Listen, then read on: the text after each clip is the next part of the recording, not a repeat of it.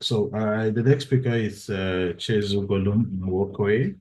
She's currently a third year PhD student in chemical engineering at Oregon State University, where research focuses on material science and surface reactions. She earned a master's degree with distinction in integrated petroleum engineering and production studies from Shell Center of Excellence, University of Benin. And she obtained a bachelor's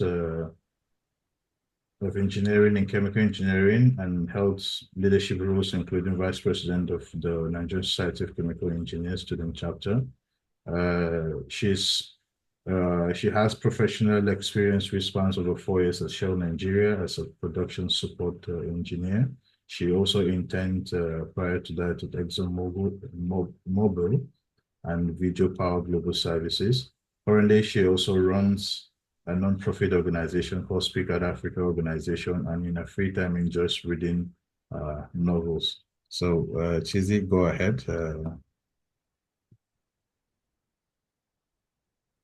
So, Okay, can you hear me? I see my screen. I hope so, yeah. Okay, so thank you, Josh, for the invitation. And thank you, Jenna, for doing the good work starting up. So I like that we have lots of American students speaking so that we don't have to overflow whatever someone else missed, like whatever I miss. I know I have a couple of other guys that would pick it up. So I'm going to be talking about securing a strong letter of recommendation and navigating the admission requirements. So the first thing to do, I know I have like 15 minutes, but it's probably going to use way less than that. First thing to do in your letter of recommendation to know is that it's one of the very, very important packages in your application. So you have your essays, you have your test scores, you have your transcripts. Your letter of recommendation is not just something that is done to fulfill all righteousness. I think it ranks about top 15% of what people are looking for. So it's important to give it some thoughts.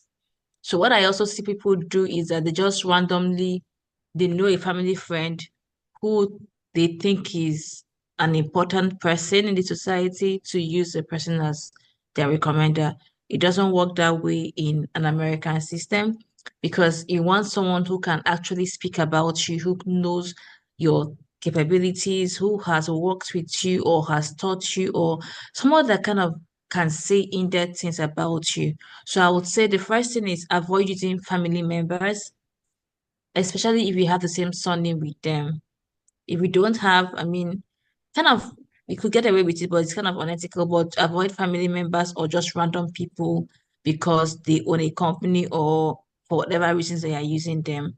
Then also it's important that you avoid generic letters. So most times, most professors, most people from Nigeria just write to whom it may concern kind of letters. You don't want that. You want someone that would personalize. For me, the few times I've written letters for people, I make sure that my address, like I write the school address and talk about the university, like maybe say Joshua is applying to Oregon State University for geology. Like you don't just make it very generic. So what I'm saying is if you can talk to people who are writing the letters for you to say, please, could you make it specific? We want you need to be able to, they need to be able to sell you to the committee. Then also avoid plagiarism. If people don't just so there are lots of groups now who help people with the application, not help like provide resources. And sometimes they could share a Google Drive that has sample recommendation letters. Please don't just go there and pick one and put your name. It's good to have ideas by reading those documents to see how it's crafted, but make sure that you don't just copy verbatim what is not you.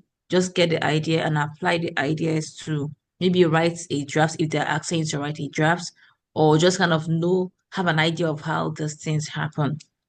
Okay, so who you should ask in my these are my personal opinions, they're not cast in stone. Somebody else could come and like refute it, it's perfectly fine. But what I think you should ask is ask former lecturers, like people who has taught you before, and then former bosses. Say you did your internship in a company. So personally, I use a combination of two of my former professors and one person from where I did my internship. So they could speak both for your academic performance and also your technical abilities. Okay. And then you should also try to use people who have like a domain name email.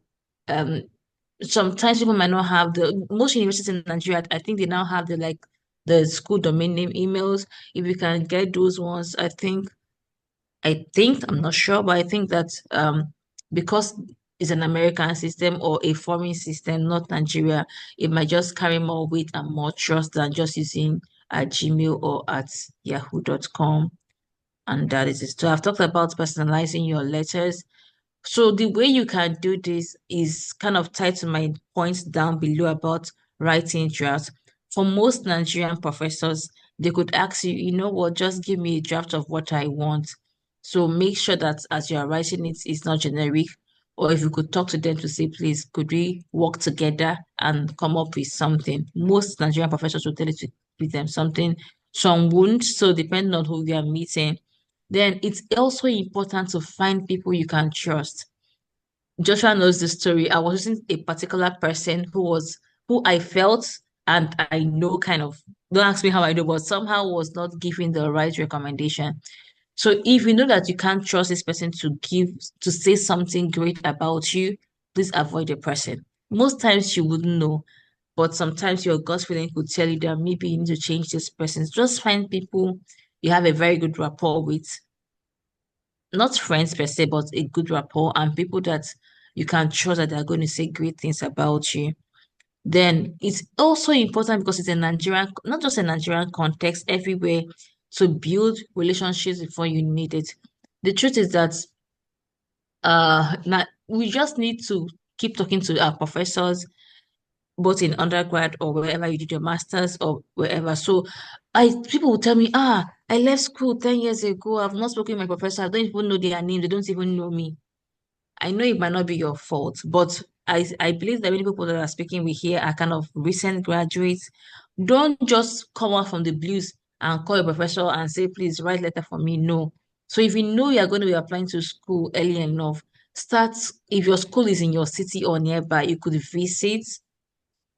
Nigerian context again, I mean, you cannot be giving gifts outside, but Nigerian context may require that Christmas you send a hamper, or if the person is a Christian, if he's a Muslim, during Salah or any celebrations, you can even send text, Happy Salah, just like build a good relationship with people such that they remember you, they recognize you. And if you are still in undergrad, perfect time. You don't have to give your lecturers gifts as an undergrad because it's unethical, but like make sure that they know you.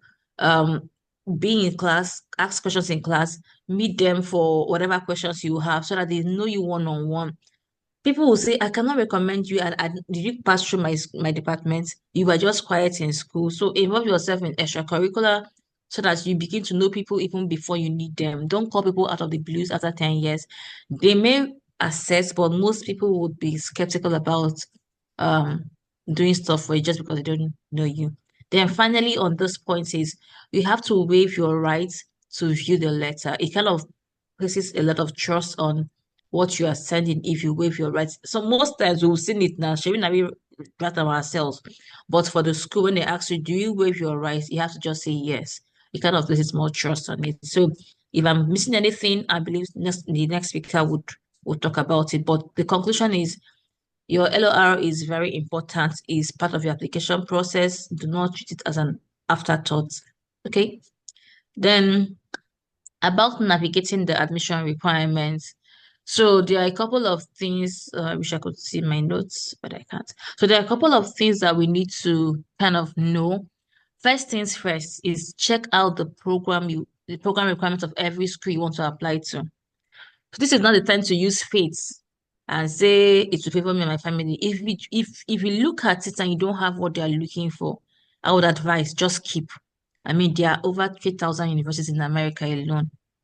There are schools in Canada, there are schools elsewhere that you can fit into. People would say you could try your luck, but think about application fee, think about application time, think about all of those things that applying to one school is taxing. So if you feel that they're asking for a lot and you don't have those things, personally, my opinion again is I would advise leave it. Don't fit it. Don't do Pentecostalism and call it forth. Just go to somewhere that can accept you, is what I think. And then you have to also check out the research area of the professors. Jonah has spoken a lot about this. Don't just People actually know when you don't read their papers. People know when you have not read the papers and they're just applying. It to be clear.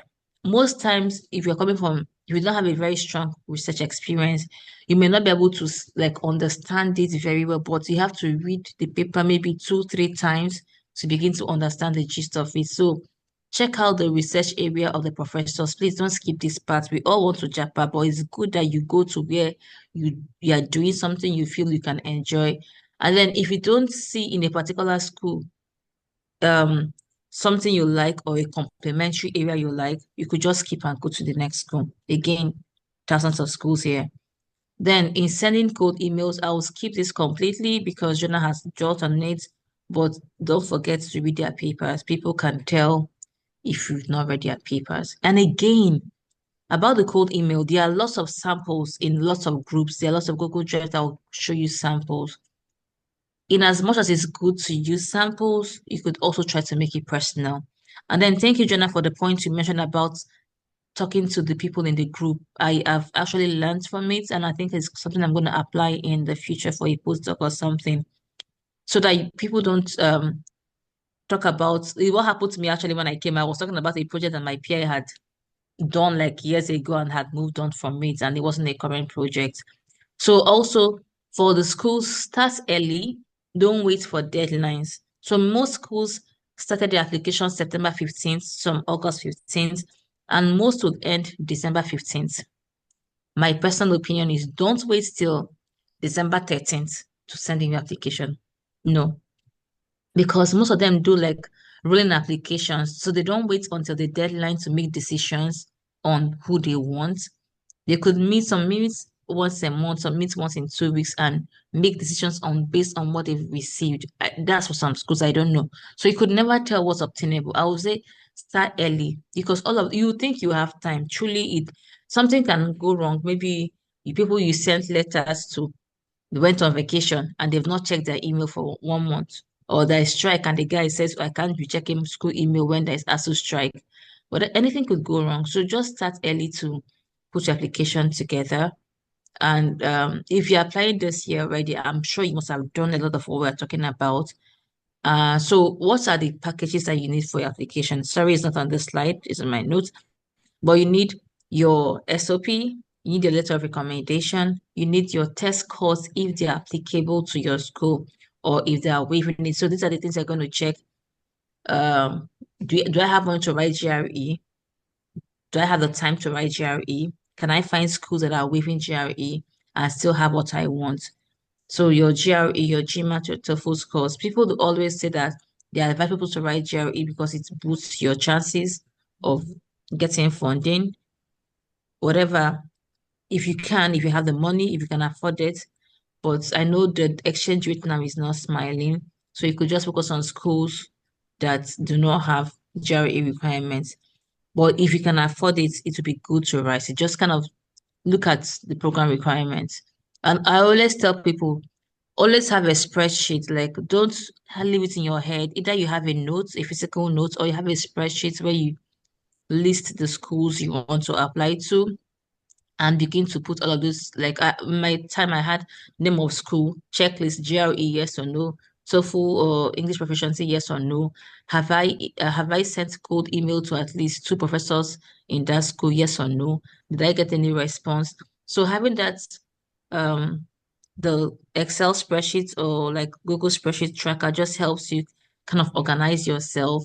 Have I submitted SOP? Just kind of, it has like a very good template for you to look at what I've done, what I've not done, the deadline, how many days do I have left.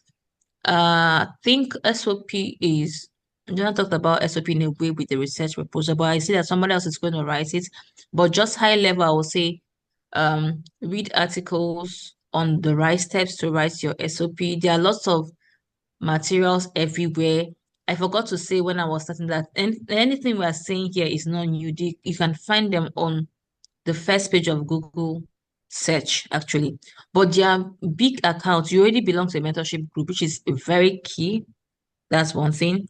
There are also people who like write threads. There are universities who give you templates on how to write your SOP paragraph by paragraph. Read those articles and then write your SOP. Ask for 2 or 3 reviewers and don't take feedback personal. Most times, if I give people feedback, they'll ghost me.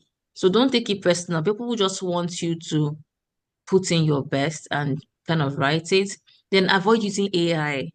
For me personally, avoid using AI to write your SOP. You can write your SOP yours. You can give it later to refine it too, but let the original ideas come from you. Okay. Chizi, you have a minute. Okay, I'm just about to finish. Hi. So avoid plagiarism. Please do not copy people's SOPs to use, and then share authentic stories. Focus on your strength and go in depth. Like Jonah said, don't listen us when I was 5 years old. I had to write those stories, sha, but I switched it up to like talk about current your skills. Don't listen about when I was 5 years old stories. I mean, the overflocked kind of just go dive deep and do what you want to do. So Josh, I would send you a Google Drive that has lots of documents you could share with the group. And the key thing is avoid plagiarism, avoid AI, and do some authentic work. And they could just kind of have an idea of what to put on. But like just start with what the schools require and look at it very well.